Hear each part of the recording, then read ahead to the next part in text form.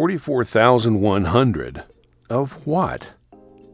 44,100. It seems to be a magic number in audio production, but why? We'll uncover the truth in this edition of Stuart's Audacity Tips. Speaking of the truth, Mark Twain once said, "Never tell the truth to people who are not worthy of it." I think that's reasonable advice. If you know someone else who's worthy, share this video with them. If you're producing audiobooks, you've seen the number 44,100. In Audacity, it's seen in the box labeled Project Rate HZ in the lower left part of the interface. But what does that number mean? The first clue is in the unit of measure, HZ, which is short for hertz. This is basically shorthand for units per second. In this context, it refers to samples per second. A sample is a number that represents the sound being recorded at a specific moment in time. If we're recording at 44.1 kilohertz, which is the same as 44,100 hertz, it means we're capturing one of those samples 44,100 times every second. The sample rate for audio is like pixel resolution for graphics. The higher the resolution, the better the picture looks.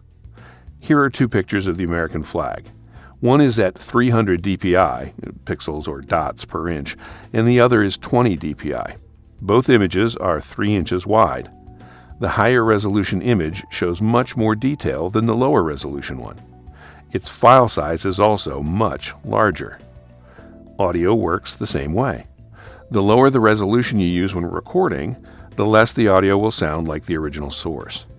But the file size will also be much smaller. This is why many legacy IVR or phone tree systems use the 8 kilohertz sample rate. The space available for storage on those systems was very limited, so they were built on that lower sample rate. An audio file that takes up 89.2 megs at 44.1 kilohertz only takes up 8.1 megs at 8 kilohertz. And just as the lower resolution image looks fuzzy compared to the higher resolution one, the 8 kilohertz audio file sounds like a distant phone call compared to the original 44.1 kilohertz recording. Not a problem when you're talking about a phone tree. Audacity also allows you to export at or below the project rate. This is how we create IVR files for those legacy systems. But that's a topic for another tip. Hope this helps. I'm Stuart.